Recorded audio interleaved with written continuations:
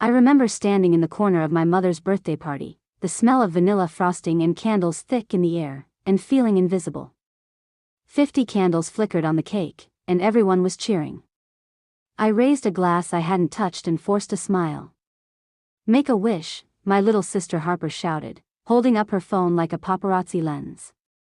Mom blew out the flames, eyes sparkling, pride radiating toward Harper. Everyone clapped. And there I was, a silent shadow, unnoticed in my own home. Then Harper, in her usual dramatic flair, pulled a glossy magazine from her tote. City Beat Monthly. Her first published piece. They'd paid her $50. The room erupted. Mom cried. Dad hugged her. Even Aunt Lila, who rarely showed emotion, was grinning from ear to ear, passing the magazine around so everyone could see Harper's byline. And me? I was 32, owning a digital media empire that spanned 17 publications, 3 podcast networks, and content studios producing shows for streaming giants. Last year alone, we pulled in $340 million. This deal I just closed, $2.8 billion for a rival's digital portfolio, would cement us as the largest independent media company in North America. And yet, here I was, drowned out by applause for a $50 article. Isn't this amazing? Mom said finally, glancing at me. Your sister's a real writer now. Yeah, I said, genuinely, because Harper had earned it. Congratulations. Thanks, she laughed. It's print. People actually pay for it. Unlike your blog, of course, Uncle Seth added, cutting a piece of cake. His words weren't cruel, they were just ignorant, like everyone else's. Aunt Lila nodded. It's legitimate journalism, she said. Not typing online for free. Real standards, real editors.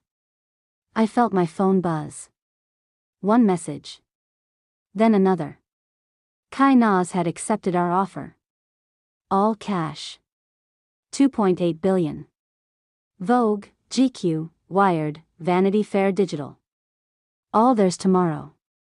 My pulse jumped. I was about to make history in the digital media world while everyone else clutched a $50 triumph like it was Everest. Jordan, Harper waved. Do you want to read my article? I blinked. Of course, I'll read it. Work email, I said, my tone flat. Mom, in her gentle, condescending way, smiled. It's wonderful you have your little hobby, dear. But maybe it's time for something more substantial?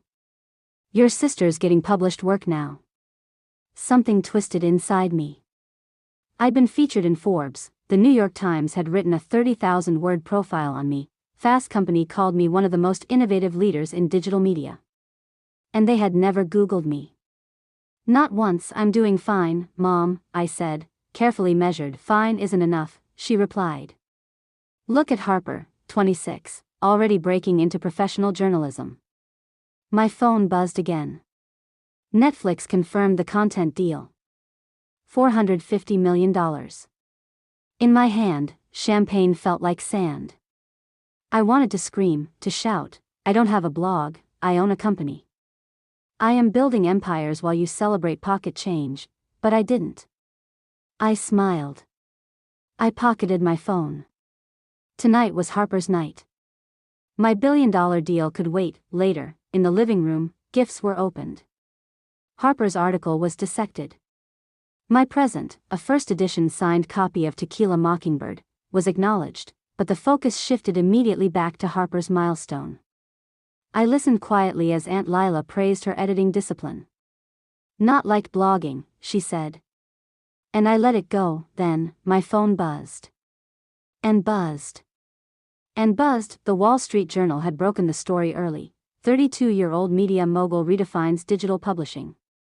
My face stared back at me from the PDF preview, beside words that would send shockwaves through the industry. Vogue. GQ. Wired.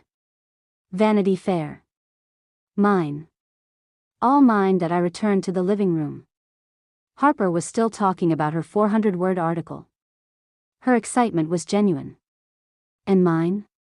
Mine was the kind that no one here would ever understand. Not until they saw the headline. Not until they realized the magnitude of what I had done, quietly, in plain sight, for 8 years that I handed my mother my phone.